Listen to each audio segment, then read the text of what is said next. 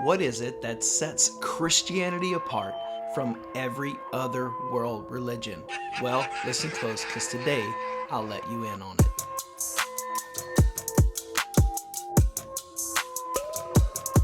What's up, everybody? Ryan Fontenot here with Rage Ministries, where together we are reaching a generation in danger. The Bible says in Judges 2:10, there grew up a generation after them who, number one, knew not the Lord, and number two, did not know what he had done. It is our aim and the goal at Rage Ministries to make sure this verse is never said of another generation. But let's get to it today. What is it that separates Christianity from every other world religion? I know you're thinking, Ryan, you mean like every other one?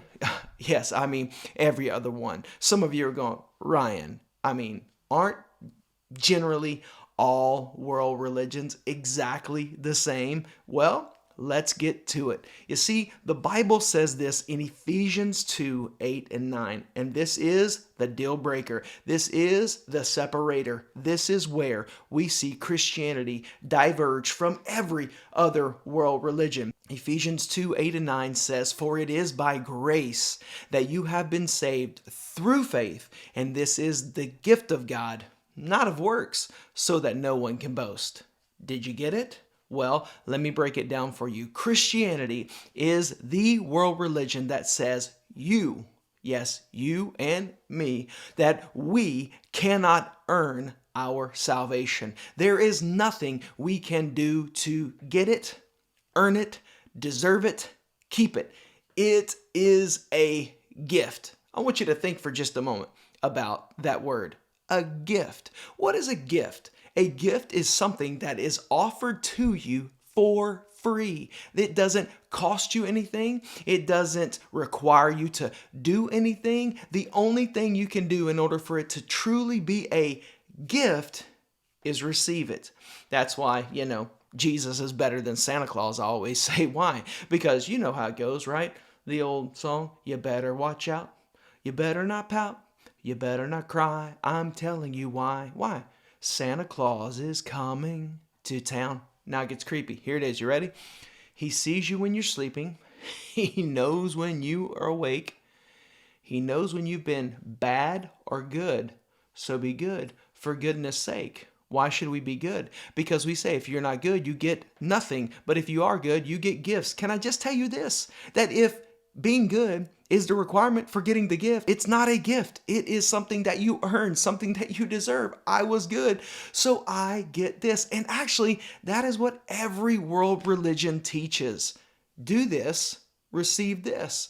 Do this, receive this. In order to be right with our God, in order to be right with our Creator, in order to be right with the higher power, in order to move on in the afterlife, in order to jump up to the next chain, here's what you got to do.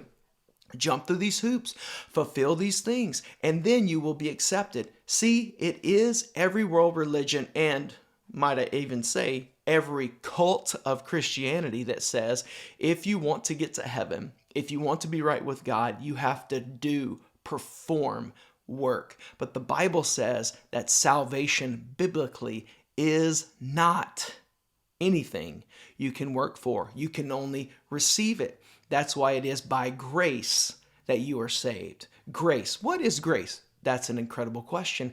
Grace is you and I getting something that we do not deserve. You don't deserve salvation. I don't deserve salvation. You don't deserve God's love. I don't deserve God's love. You don't deserve God's forgiveness. I don't deserve God's forgiveness. You and I have sinned and rebelled against God, but it is because of his undeserved, unmerited favor and love on us that we have salvation available to us. The only thing we can do is receive it. And how do we receive it? It is by grace. Here it is. Ready? Through faith. We receive salvation. We receive Jesus. We are saved by grace through faith. Belief, that is how we receive. That is why in John 1:12, Jesus Christ himself said this, "Now to all who received him," don't miss this, "to those who believed on his name." You get it?